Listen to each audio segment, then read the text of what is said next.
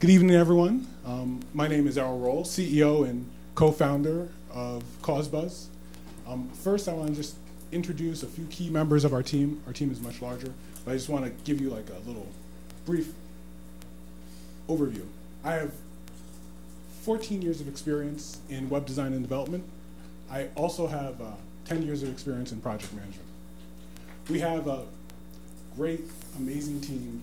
Ed Lisson, he has 30 plus years experience in nonprofits and working with education and organizations. He was the former executive director of the Mid-Hudson Children's Museum in Poughkeepsie, New York. We also have Sarah Kumar. He's an expert at algorithms and automated systems. He has 3 years of professional experience as well. We have just one of our advisors, Larry Knox, is sitting back there. He has 17 plus years experience in the political sphere. He also formerly worked at the White House and he worked on several national campaigns like the Obama campaign, etc. We also have, as on our board of directors, we have Bob Rosenfeld, also known as Robert Rosenfeld. Some of you may know him. He's inspiration to me, and he's the former head of the Kodak Innovation Center, and now he runs an international company doing consulting on innovation. So, I'm here to tell you guys about a serious topic, a very serious problem that we're facing in our country. Right now, there's a 53% graduation rate in inner city schools. This is the top 50 schools. And this should be no surprise when compared to their suburban counterparts, which have a 71% graduation rate. And this is just the tip of the iceberg. So, it's a well understood fact that parental engagement is closely tied to student achievement. And the parental engagement rate nationwide is abysmally low, at 35%. In New York State, which is the lowest in the nation, it's 23%. So, what's being done about this and how much is being spent? So, here in Rochester, we spend over $1 million every single year on parental engagement with little effect. In Philadelphia, we spend almost $4 million every single year on parental engagement. In Oakland, it's $3 million. Nationwide, this is a $50 billion plus problem. This is spent by nonprofits, public institutions like education, and private foundations, who are all trying to move the bar on parental engagement with little effect. The money's being spent on things such as communicating with parents, motivating parents, managing them, etc. Our solution, we use a unique incentive system to increase parental engagement. We do this by giving coupons, gifts, and rewards to parents to help motivate them. We also provide schools with a user-friendly management tool that allows them to schedule, communicate, and monitor and analyze the efforts of parents. So, what we provide, and I'm just going to stop a second before I give you my value proposition, just to kind of sum up the problem. The sky is falling on education, and it's getting worse. And it's time that we start taking efforts to do something that's not only going to make a difference, but can do it in an affordable way. So, our value proposition is we increase student achievement while we increase parental engagement, thus increasing student achievement. So, how do we do this? We do this by serving the needs of 3 distinct groups: schools, parents, and businesses. For parents, we provide an easy-to-use system where they're able to get great gifts, rewards, incentives to get them motivated to take action in their child's life. They also are able to easily enroll in volunteer opportunities at schools. For schools, we give them an amazing interface where they're able to check people in mobily in their schools, manage them, schedule, automated scheduling, in a system that both teachers and administrators can use. For businesses, we provide an affordable and effective way of reaching thousands of parents. And it's also an incredibly cost-effective way to reach parents as well, which you'll see soon. Our system, our business model, is very simple. Parents spend time in schools doing normal parental activities, checking their homework, going to PTA meetings, etc. They get points. They cash those points in at local businesses. Those businesses get new customers, and they give those customers rewards, discounts, etc., which motivates them to continue the cycle. So, what have we done to validate this? We've run a pilot program in School 52, their summer reading program, with over 100 volunteers. And we've gotten a lot of positive feedback from the school administration, the people who run the program, and also the volunteers themselves. We've also spent time talking with multiple schools. We've been speaking with the leadership of 5 different school districts and getting feedback from them about how we can run a trial program in their schools. And we're extremely close to signing a contract with Rochester City School District. Also, we've taken some other steps. We've talked to dozens of businesses in multiple categories on what kinds of incentives they can give and how much they're willing to work with us, which are very excited about working with us, to have access to the customers and what price point they'd be comfortable with, and several other details that I'm going to get into a little bit later. So here's a little bit of our feedback from our pilot program. These are from volunteers specifically, just to give you a little sample of that also. All right, so our competitive situation. Right now, we're the first people in this space, but we do realize that we have indirect competitors who could possibly pivot into our space. But we've been taking several steps to mitigate this. 1 is our IP strategy, 2 is our marketing plan, and 3 is cementing ourselves in the business and becoming the actual leaders in the industry, inventing and creating our own industry of managing parental engagement. So, a little bit about our customers. Our customers are public school districts. They tend to be fairly large. We're targeting inner city school districts. And our first schools will be that 58% of low-income schools. Those schools comprise of more than 40% low-income students. And that's about 47,000 schools. We also found that there are several Title I, which is low-income schools, Title I charter schools, and also private schools. So we plan to work with them as well. We've found a cross-section of 15 schools in those categories who we have some network connection to or are geographically close, who we plan on targeting first. And we plan on targeting them with direct sales with our existing team. We also plan to run a free pilot program with at least 5 schools, and this would be to gain credibility and also to really give our software a real solid road test. So we plan to get our results, publish our results in papers that really, in publications that are targeted towards school administration. And then we plan to get a really targeted marketing team who are going to work on this full-time, getting more schools, using existing connections and referrals.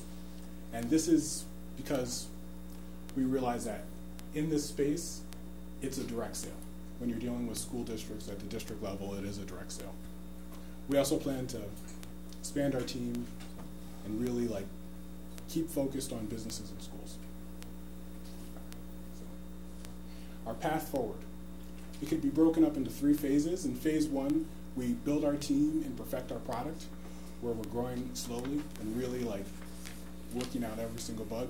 In phase 2, we cement ourselves as an institution by tying ourselves into foundation grants, state and federal grants as well as a requirement, and also working with nonprofits to really build strong partnerships and build credibility.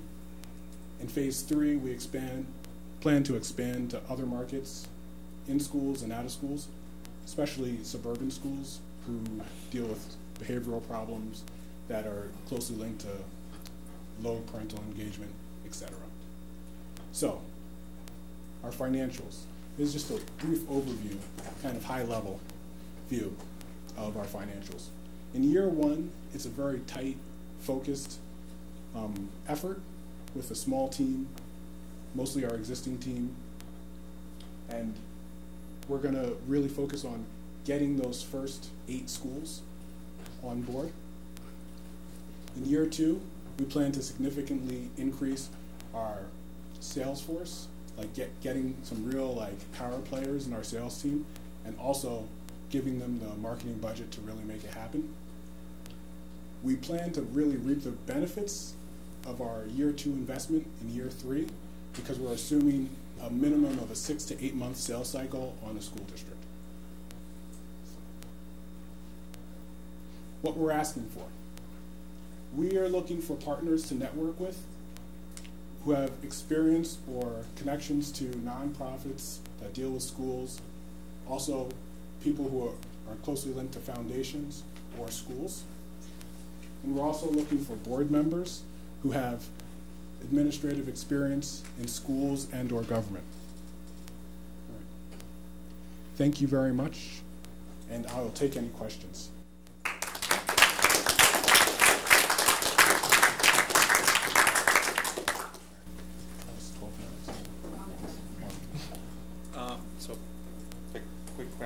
So first of all, very, very good presentation. It was very visually clear what you're trying to accomplish. The image, especially considering the late hour, was still I stayed awake, which is good. Nitpicking, when you're studying a lot of stats, and you did provide a good overview of the background, add kind of an asterisk or something that it's coming from a source, whether yes. you... Yeah, we included the reference at the back. Oh, of the deck. fine, but sorry no about that. I probably should have done that. Don't worry about it. It's point, just yes. for future reference. One comment is that your competitive advantage chart seemed to be a little bit too much stacked in your favor, right? Yes. And the parameters that you're measuring yourself are not traditional ones, and always the way to think about it is when one of your competitors' people is doing their pitch, right? They don't say we suck at all of these, right? Yeah. They say we are very good at A, B, C, and D, and that's why you should buy us, right? Exactly. So you need to decide which parameters are really relevant and all of that. Can I just follow up on that particular point, because that chart made me wonder, what does Spark do? Yes, they're all volunteer management, which is the closest to what we do, because we have volunteer management, but we're parental management and volunteer management. So who are they targeting? Schools also? So they target nonprofits mostly. Okay. So they target, and schools are nonprofits. Yeah. They just haven't realized that they have a great, amazing market in schools yet, and that's why we're Okay, but none of these are specifically focused No, on none of them are. the primary There are customer. none that focus primarily on schools and have schools as a market. Okay, and none of them folded in incentives or anything like that And to increase none of- volunteerism? No, they don't do incentives Okay. with businesses. Okay.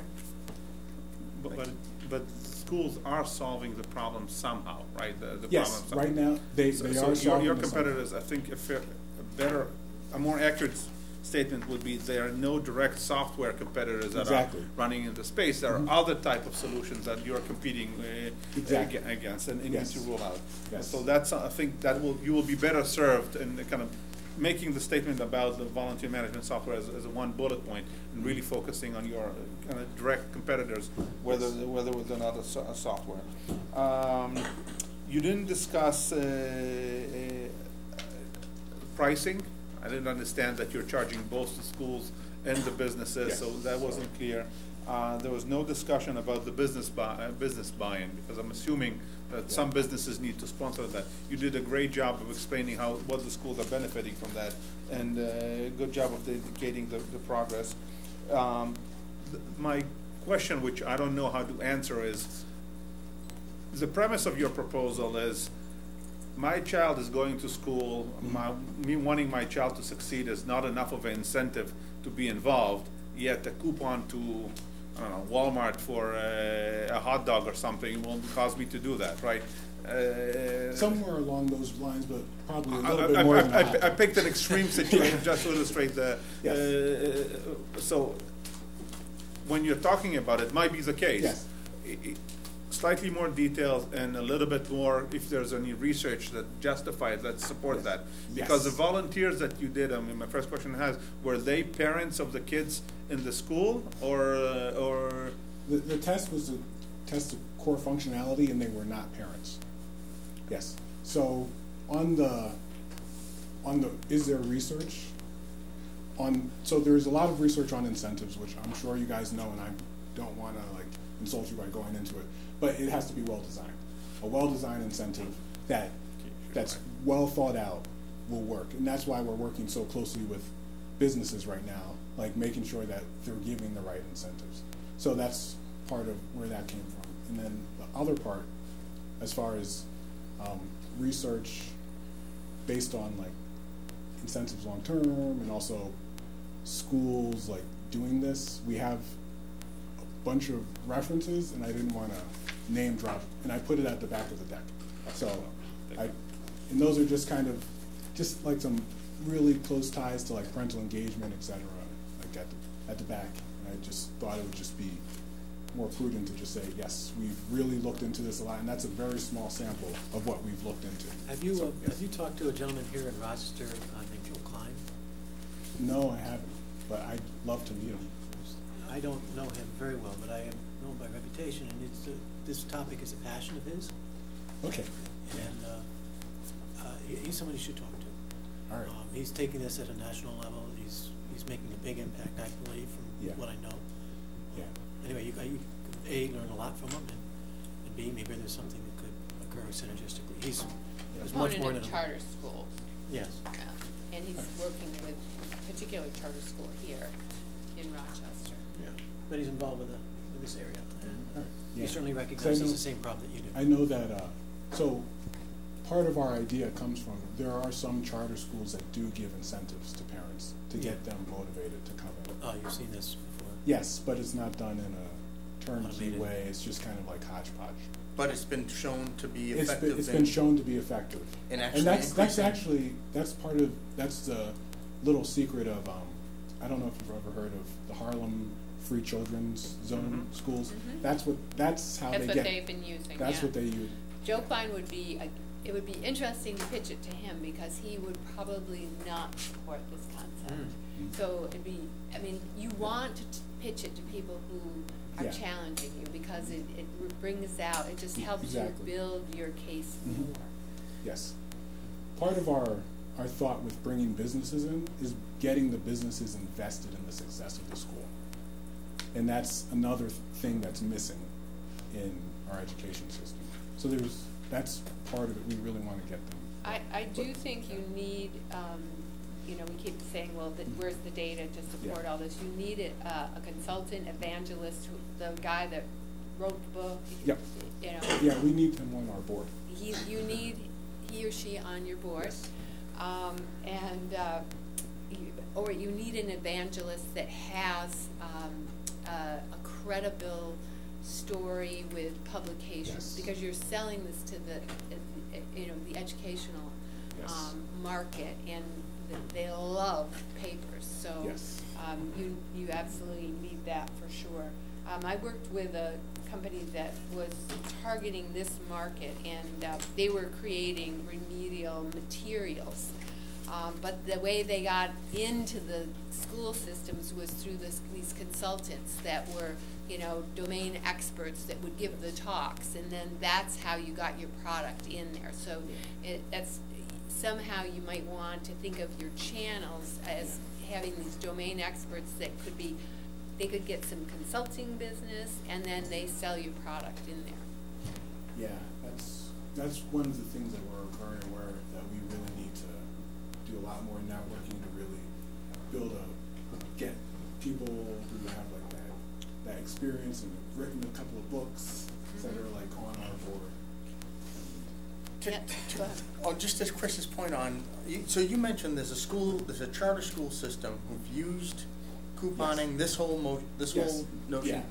to actually improve parent Yes. participation and improve performance of students or Yes. graduation rates? Yes. And that data does exist? Yes.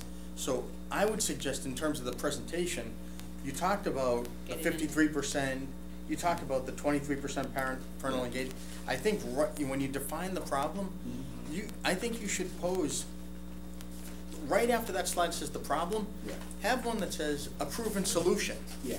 And show the numbers that they've illustrated, that they've demonstrated on a slide, because it would convince me right away that your proposed solution has been shown to work. And will it Yes. work, and is it scalable? Yeah. I don't know, but at least, So, I think that'd be yeah. useful. The other thing is, it was sort of what your solution was a little nebulous. I mean, is it a software platform? It's a software platform. I'd like to hear just a little bit about what the product is.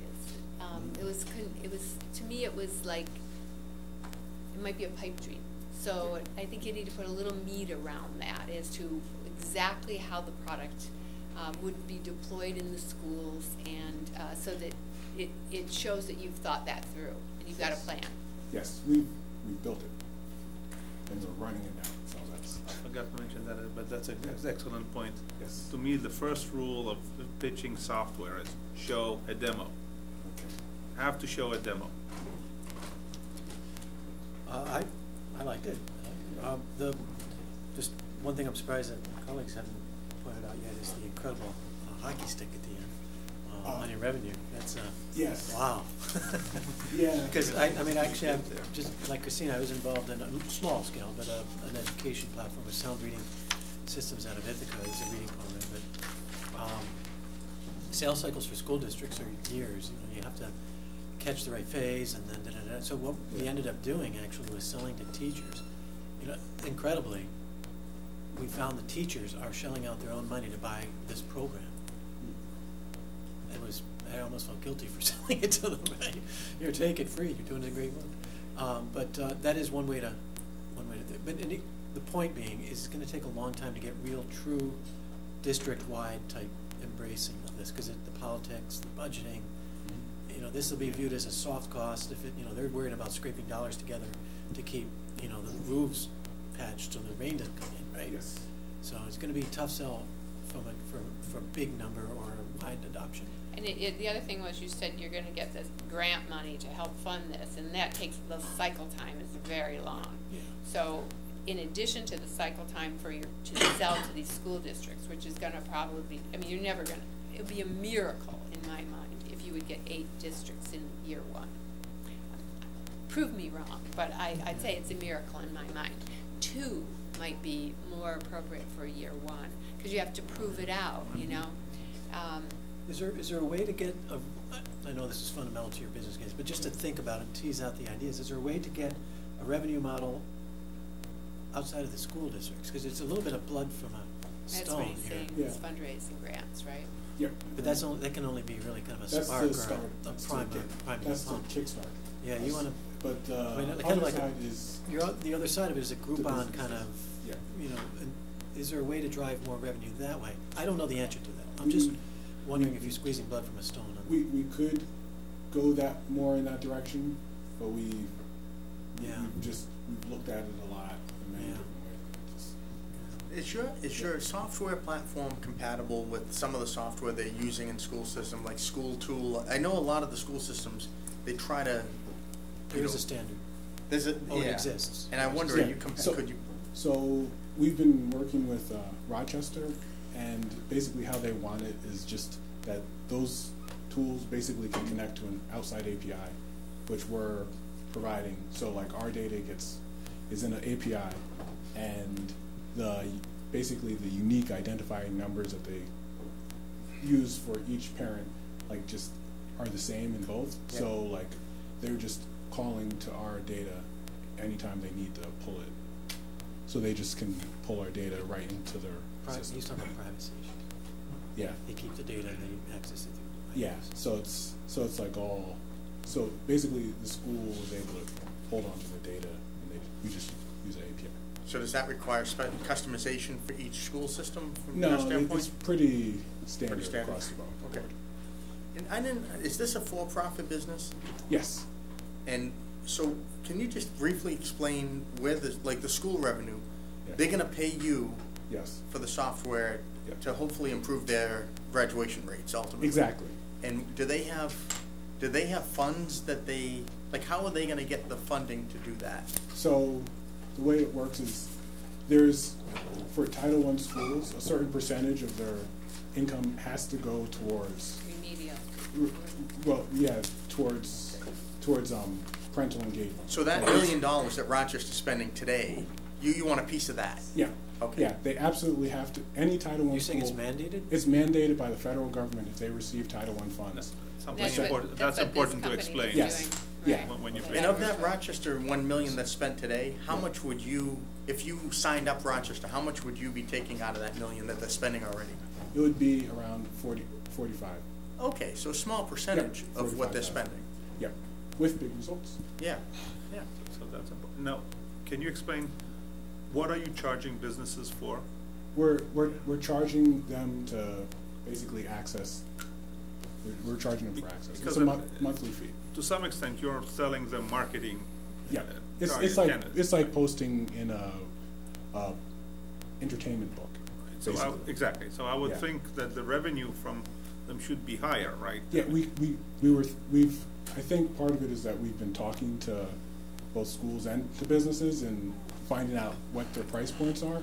And for the businesses, it could be that they're very business savvy. Their price point is much lower than the schools. They So- don't have to spend money, right? Yeah, they're yeah. But you do have competition for those funds, because I don't think that you would be the only game in town for those funds. For the parental engagement funds. Right. Most of that money goes towards communicating with parents and managing them. A lot of paper and pencil, a lot of manual entry, people, copying the sign-in sheet for some event onto, into their system, and a lot of. So is that going for salaries today? Some of it is, a percentage of it is for salaries. Right, so I'm just saying, you have Oh, yeah. to A really build a percentage, case yeah. to Yeah. the leadership such Yeah. that, because they're trading dollars. Yeah, we can go off of their communication budget, and that would be, we could take a piece of that, actually. And also part of, one other aspect of it is, the parental engagement offices are not very efficient with tracking. When they're applying for their grants, they're trying to get other outside money, even when they're talking to local businesses, so it will show us some numbers. And they can't run a dashboard, show them, here's what we did. This enables them with the dashboard, with the whole system. Here, we can show at school 38, school 14, we had 28 people come in, 38, parents, 10 volunteers. And by the way, 6 months later, we see the scores went up 5%. Part of that was these schools had increased engagement. And we're able to show all that to them. And you have a nice data package. Oh, actually, yeah, exactly. Yeah, and I have, Great, thank you. For most volunteer management systems, that was a key selling Yeah. piece, because that That's- will allow the agency, kind of the institutions to monetize the work and get more federal support on that or reimbursement. So Yeah, that's, we kind of detail a lot of that like in here, but we would love to get some feedback on what we've got. So if any of you guys are interested in giving us feedback on this, I can just. Are you I mean, looking, not like right away. in your ask, you didn't ask Yeah. for money. Are you guys looking to raise money? Not at this time. We feel that right now, like it's more important to build a network and get some power players on our time. don't give me paper. Okay, Email I them. won't give you paper. And also, we feel that it's really important for us to prove our system out more because we're dealing with academia. So running the pilot is essential before we ask for money and having customers. Yes. A quick question. What you're doing is definitely needed. So there's going to be market demand at some level. It seems to me that if you're going to buy a car, sometimes they run a special and they say, come in and drive a new car, and we're going to give you a ticket for a pizza. Mm-hmm. You don't do that every day. But parents are parents and the kids are continuing school. Is there any dimension of your business model that has you influencing the attractiveness of the first experience to the parent, so that when they come back the second time, there's more drawing them than a premium? I'm not sure I understand. Well, if I'm a parent and I generally don't go into school to go to meetings involving my kids, and suddenly there's this program where I can get premium items, I go the first time. If the experience is very bad, right, then maybe I'm less likely to go the next time even though there's a premium. If the experience is very good, then maybe I'm more likely to go back a second time. If the schools have been completely unsuccessful to develop parental engagement, there's something about, potentially, there's something about the experience that is not getting parents to come back because the experience is good for them as parents. So I'm just wondering, as you think about this, if there's some coaching of the schools in terms of the nature of how they structure these times when they want parents to come in, that would be a value add that you could offer to them. Yeah, that is a good point. We've spoken a lot to the schools about what they actually do with the parents. Like there's these parent universities that they have the parents going to, and they say they're effective, but they might not be telling the truth. So we'd have to like run our program and actually like do a lot of observations to find out. One of the barriers that the parents have is it's hard for them to engage with the school sometimes. They feel there is. They get a lot of mail, the kid may or may not bring it home when there's events.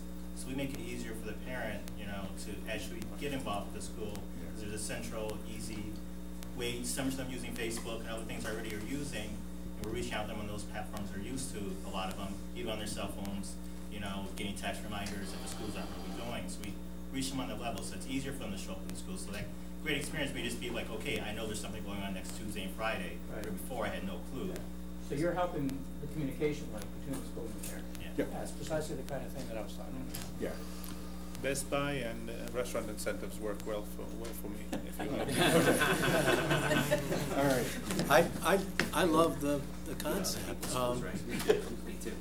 For me, when I look at a funding pitch or a business pitch, because you weren't asking for money here, but a pitch, that gets investors excited. It has to check off 3 boxes. Is there really great upside opportunity? Is the risk managed? And then do you establish an emotional connection? Right? So if you can get all 3 of those things, you generally get your funding if they have it available. Here, to be honest with you, I'm not even sure of the upside opportunity here, but I can tell you the emotional connection is there. And it's probably, for me anyway, I get very excited about it, right? To me, it's a subject I'm passionate about. So, it's probably polarizing, as Christine had said. There's probably folks that think this is the absolute wrong approach for whatever reason. But on the other hand, I think there are other folks like me who think that this is a problem that needs to be solved, and if it has credibility, by God, I want to get involved. Yeah. Well, that's why the efficacy is so important. I mean, if it's worked in a series of charter Yes. schools, Yeah. understanding that can be a very compelling Right. piece of the story. So to summing up my point, I think you have a proposition here that has got a huge potential for a good emotional connection to your investor. Use that, right, in a very positive and credible way. Where I think it needs to be shored up a little bit is on the upside opportunity, the business model a little bit. It's just not credible, the hockey stick that we see up there. The number of dollars, we're talking about $45,000 for an MSA like Rochester. It's not the biggest in the world, but it's not the smallest either. You know, and there's not that many of them, so how big can this business get? Yeah. You know, that kind of, all that kind of stuff. Based on scale, the price. Okay, understood, but you used Rochester as a you know, $45,000 for Rochester. Yep, that's true. In my head, I forgot how many MSAs there are the size of Rochester, but even if it's you know, 500, it's still not a big business, right? So just think about that, the business model. Otherwise, you know, the fundamental idea, again, I mean, I almost ignored everything else because I was so enamored with the idea. I think what George is being very nice to by saying is that you need to rework your financials. Yes. Yep. Fair enough. Harry, you asked about contacts, and Yes. There's a local foundation called the Friends of Educational Excellence. A guy named Bruce Pollock runs it, and they work on reading improvement for kids in 3rd, 4th, maybe 5th grades. That I don't think they deal with high school. Yeah. So he'd be a guy that you could talk to because he deals with issues of parental engagement. I know. Yes. Yes, we're working with him. Oh, good. He's actually, like, we're working really closely with him as a partner. Good. And Joe Klein, who was mentioned earlier, is on his board, I think. Okay. Good stuff. So one of the solutions, I mean, there's a lot of, we saw the graduation rates in the test scores from Rochester today. They're, you know, all across the country. Yeah, 5%. Right, so everybody has these great solutions in poverty, you know, there's all these complex, we're not gonna solve the poverty problem, this isn't gonna be like, here's how you fix education. But we know if you fix this part of it, that's gonna be helpful, and everybody has these big solutions that, who knows what they're really gonna correct, and they're, you know, I'm gonna fix poverty, I'm gonna make kids smarter, and, okay, well, we were saying we can solve this aspect of it, or address this aspect of it, and that's not like a big pie in the sky thing, which I think is part of the scalable part. Yeah. Good job. One last thing, how do you tie the knot in that tie? Oh, yeah. That is so cool. Yeah, it's a Trinity knot. You kind of loop it. He said he was going to captivate all of you with that tie. See, I'm bought in hook, line, and sinker, obviously. I'm even enamored with the tie. Right. Any other comments? I would like to thank everyone for coming, and I'd particularly like to thank our panelists for spending so much time with us to help our students. Thank you very much.